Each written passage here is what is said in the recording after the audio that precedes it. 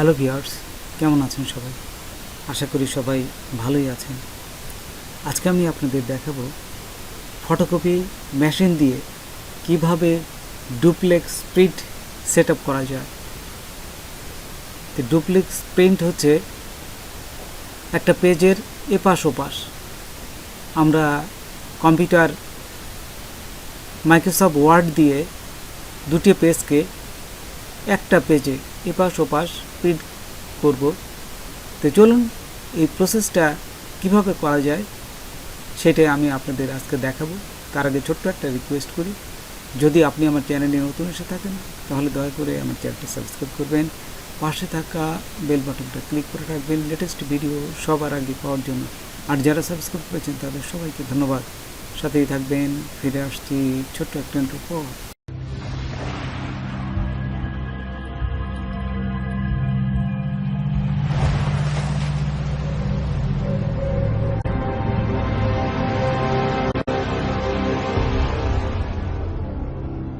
প্রথমে আমি আমার এই কম্পিউটারে লিখলাম এই যে কন্ট্রোল প্যানেল, জাস্ট এই সার্চে কন্ট্রোল প্যানেল লেখার পরে চলে আসলাম কন্ট্রোল প্যানেলে।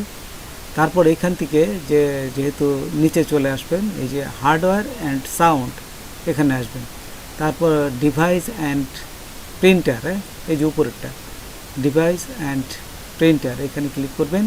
ক্লিক করার সাথে সাথে এখানে দেখবেন যে ফটোকপি মেশিন প্লাস এই যে প্রিন্টারগুলো সমস্ত কিছু এখানে চলে আসবে। যে দেখুন এখানে কিন্তু দেখা যাচ্ছে না, এই ফটোকপি মেশিনটা আমার দেখা যাচ্ছে না, আফসা অবস্থায় আছে। তাই এই অবস্থায় কানেকশন দেওয়া নাই এবং চালু করা নেই। তাই আমি এটা কানেকশন এবং কীভাবে চালু করতে হয় সেই প্রসেসটাই আপনাদের দেখাবো। এখন সোজা আমরা চলে যাব এই যে কীভাবে এই যে কানেকশন করতে হয় সেটা দেখাচ্ছি। তো দেখুন 2523 তোশিবা এই ফটোকপি মেশিনে কিভাবে কানেকশন করতে হয় সেই প্রসেসটা দেখাচ্ছি এবং কীভাবে পেজটা দিতে হয়। পেজ দুইভাবে দেওয়া যায়, একটা হচ্ছে বাইপাসে আর একটা হচ্ছে বক্সে। তো বক্সে তো কাগজ দিয়ে আমরা দিয়েছি, আর এই বাইপাসে কীভাবে কাগজ দিতে হয় সেটা দেখাচ্ছি। এই যে এখানে একটা নব চিহ্ন থাকে, এটা হালকা করে জাস্ট ভিতরে দিয়ে নবটা নিচে দিলে আটকে যায়।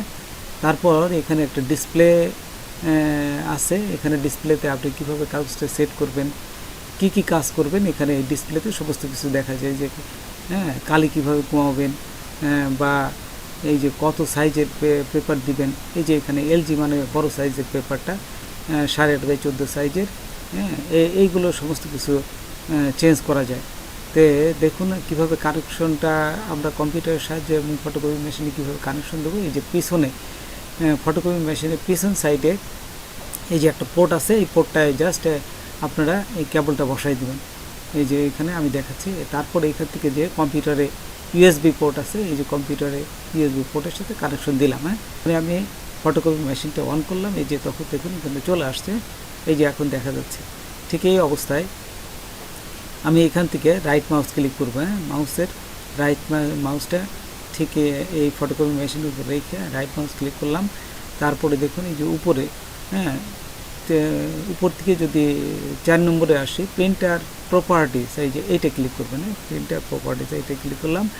তারপর এইখানে এই যে শেষের অপশনটা কনফিগারেশনে আসে, এখান থেকে টিক চিহ্ন দিবেন, অটোমেটিকলি ডুপ্লেক্সিং ইউনিট, এই যে এইখানে করলাম। আর এখানে জাস্ট আর কিছুই করা লাগবে না, এখানে জাস্ট দেখে নেবেন এই যে ড্রয়ারে আছে, বাইপাসে আছে। তারপর ওকেতে ক্লিক করবেন। ওকেতে ক্লিক করার পর এখন আমাদের এই পাশ থেকে আমাদের জাস্ট এই সেটিংটা কমপ্লিট হয়ে গেল। এখন আমরা চলে যাব মাইক্রোসফট ওয়ার্ডে, যেখানে আমরা কাজ করে আমাদের এই পেজটা দুটো পেজকে একটা পেজে করব, সেই প্রসেসটা আমি আপনাদের দেখাচ্ছি। এই যে চলে গেলাম এখান থেকে। আমি দেখুন মাইক্রোসফট ওয়ার্ডে, মাইক্রোসফট ওয়ার্ডে আপনারা যে কোনো ভার্সনে যেতে পারেন। আমি এমএস ওয়ার্ড 2007-এ গেলাম। আচ্ছা, তারপরে এখানে আপনারা লিখবেন। আমি এই যেহেতু টিউটোরিয়াল একটু তাড়াতাড়ি করার জন্য শুধুমাত্র পেজ 1 এবং এন্টার দিয়ে দ্বিতীয় পেজে যেয়ে পেজ 2 লিখব এবং সাইজটা বড় করে দেবো আপনাদের বোঝানোর সুবিধার্থে। এই যে পেজ 2-তে গেলাম, এন্টার দিয়ে কিন্তু যাবে না, এটা এমনি কিন্তু যাবে না, এন্টার দিলেই কিন্তু দ্বিতীয় পেজে যাবে। এই যে দিয়ে আমি সাইজটা এই যে দেখুন বড় করে দিলাম। আচ্ছা, এখন প্রিন্টিংয়ে আসবো। এই যে উপরে দেখুন জাস্ট সাইজটা বড় করে দিলাম। তারপরে এই যে মাইক্রোসফট অফিস বটম আছে, এই যে কোনায় দেখুন উপরে, এই যে এখানে দেখার পরে কোনায় উপরে দেখুন এই যে মাইক্রোসফট অফিস বটম আছে, এইখানে যাবেন। তো দেখুন আমি আপনাদের দেখাচ্ছি, এই যে এখানে যায় এই যে প্রিন্ট ক্লিক করলাম। তারপরে এখান থেকে আমরা প্রিন্টার না সিলেক্ট করে আমরা চলে যাব ফটোকপি মেশিন, যেহেতু আমরা ফটোকপি মেশিন দিয়ে কাজ করব সেই জন্য ফটোকপি মেশিন এই যে তোশিবা স্টুডিও 2523, এই যে এইটা সিলেক্ট করলাম। সিলেক্ট করে এখান থেকে দেখুন এখানে সিলেক্ট করলাম। সিলেক্ট করার পর এখান থেকে প্রপার্টিজে ক্লিক করবেন, এই যে ডান পাশে দেখুন এখানে প্রপার্টিজে এখানে ক্লিক করবেন। তারপর এইখানে আমরা সাইজটা দিয়ে দেবো, এই যে পেজের যে সাইজটা এখানে আমি A4 সাইজ দেব। তারপর এখানে আর কিছুই করার দরকার নেই, এখানে জাস্ট একটু দেখবেন।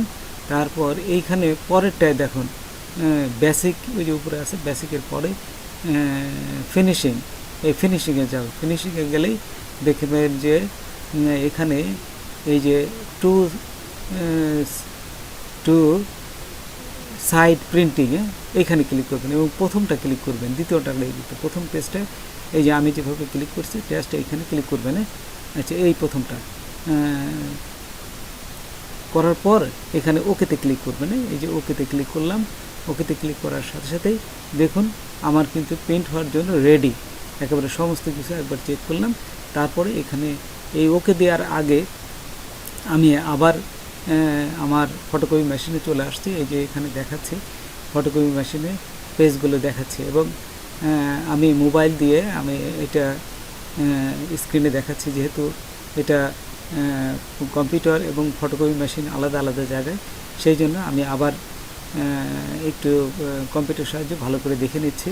জাস্ট প্রিন্টার সাইডটা যে যা দেখাইছে আপনাকে তাই সেই প্রিন্টগুলো আরেকবার চেক করে নিচ্ছি। A4 সাইজ দিলাম, ওই যে এখানে দেখুন তারপরে ফিনিশিংয়ে যায় টু সাইড প্রিন্ট এবং প্রথম পেজটা দিলাম, এই যে দিলাম। দেওয়ার পর এখন দেখুন আমি ওকেতে ক্লিক করব, এই যে প্রিন্টার যখন সমস্ত কিছু রেডি হয়ে গেছে ঠিক সেই অবস্থায় আমি ওকেতে ক্লিক করলাম। ওকেতে ক্লিক করার সাথে সাথে এখানে দেখুন দেখা যাবে যে প্রিন্টিং অপশনটা এই ডিসপ্লেতে দেখুন আমি এখনও দেই নাই, এই যে আমি আরেকবার দেখাচ্ছি। এখানে আসলাম, আসার পরে এখন এই যে ওকেতে ক্লিক করলাম। আচ্ছা, ওকেতে ক্লিক করার সাথে এই যে দেখুন ফটোকপি মেশিনে প্রিন্টিং হচ্ছে এবং এই কাগজটা এই যে বাইরে গেল। তো দেখুন এখানে আমি যদি নেই, এই যে এখানে দেখাচ্ছি পেজ 1 এবং পেজ 2 এপাশ ওপাশ। তো বন্ধুরা আজকে এ পর্যন্তই, নতুন কোনো ভিডিও নিয়ে আবার আপনাদের সাথে হাজির হব। যদি আমার ভিডিওটা আপনাদের ভালো লাগে বা কোনো উপকার আসে তবে অবশ্যই সাবস্ক্রাইব করবেন আর একজন বন্ধু হলেও শেয়ার করবেন। ধন্যবাদ সবাইকে, আল্লাহ হাফেজ।